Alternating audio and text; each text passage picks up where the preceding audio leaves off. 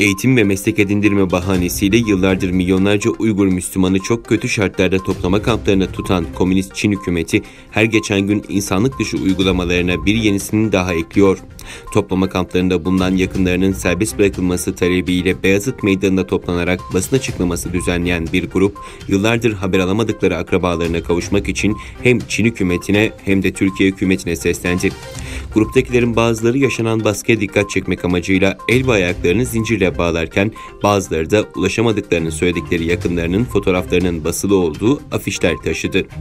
Grup adına basın açıklaması okuyan Mirza Ahmet, 2017 yılından önce Komünist Çin yönetiminin Uygur Müslümanlara ikinci sınıf vatandaş muamelesi yaptığını, 2017'den itibaren ise çok sayıda toplama kampları inşa ederek Doğu Türkistan'ın asıl unsurları olan Uygur, Kazak ve diğer halklardan milyonlarca insanı söz konusu toplama kamplarına kapatarak her türlü işkenceye tabi tuttuğunu söyledi.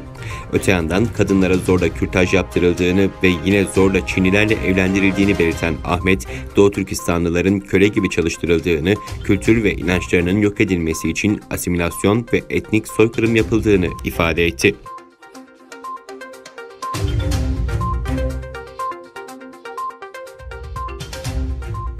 Türkiye'nin sığınmacı Uygur Türkleri 3. ülkelere sınır dışı ettiği öne sürüldü. İngiliz Telegraph gazetesinde yer alan iddialara göre Doğu Türkistanlıları doğrudan Çin'e teslim etmeyi reddeden Ankara, bazı sığınmacıları Tacikistan gibi 3. ülkelere sınır dışı etti.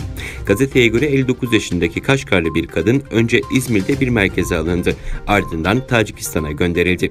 Türk yetkililerinin sınır dışı edildiğine dair yalanlamalarına rağmen kadından bir daha haber alınamadı. Ailesinin tuttuğu bir avukat, kadının Tacik pasaportu olmamasına ve orada hiç bulunmamasına rağmen Tacikistan'a yollandığını ortaya çıkardı. Ailesi kadının buradan Çin'e iade edildiğine inanıyor. Sınır dışı dosyalarına bakan avukat İbrahim Ergin, Çin'in Türkiye'yi iade talepleriyle adeta bombardımana tuttuğunu ima ediyor. Ergin, Uygur Türkleri için 3. ülkelerden gelen iade taleplerinin arkasında da Çin'in olduğunu savunuyor. Türkiye'de 50 bin civarında Uygur Türk'ünün mülteci statüsünde olduğu tahmin ediliyor.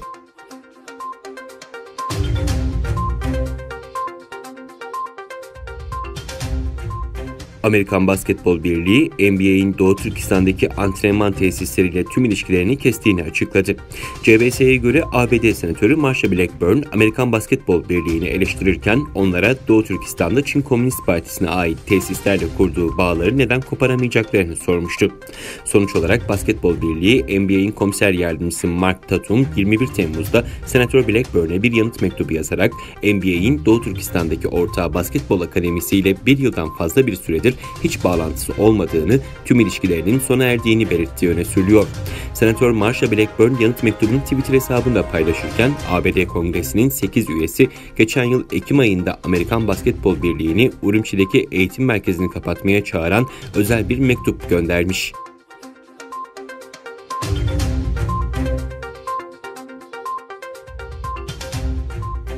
Çin, ABD'den Chengdu'daki konsolosluğunu kapatmasını istemesinin ardından bugün konsolosluk binasını devraldı. Çin'in hareketi ABD'ye diplomatik misilleme olarak geldi. Çin Dışişleri Bakanlığı'ndan yapılan açıklamada Chengdu'daki konsolosluğun pazartesi sabahı kapatıldığı ve Çinli yetkililerin binayı devraldığı belirtildi. Geçen hafta ABD ani bir kararla Çin'in Houston kentindeki konsolosluğunu kapatmasını istemişti. ABD, Çin'in Houston konsolosluğunu casusluk merkezi olarak kullanmakla suçluyor. Çin'in San Francisco, Los Angeles, Chicago ve New York'taki konsoloslukları faaliyetlerine devam ederken ABD'nin Çin'de 4 konsolosluğu ve 1 büyükelçiliği faaliyetlerini sürdürüyor.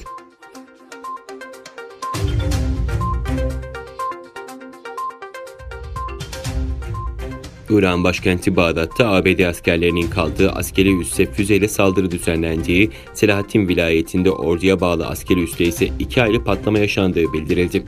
Irak Savunma Bakanlığı'na bağlı güvenlik medya ağı tarafından yapılan yazılı açıklamada Selahattin'deki Şehit Macit Temimi askeri üssünde 2 patlama yaşandığı belirtildi.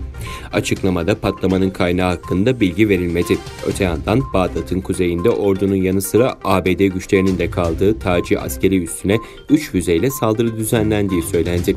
Füzelerden birinin Irak Hava Kuvvetleri'ne bağlı bir uçağa isabet ederek büyük hasara neden olduğu, diğerinin silah ve mühimmat deposuna düştüğü aktarıldı.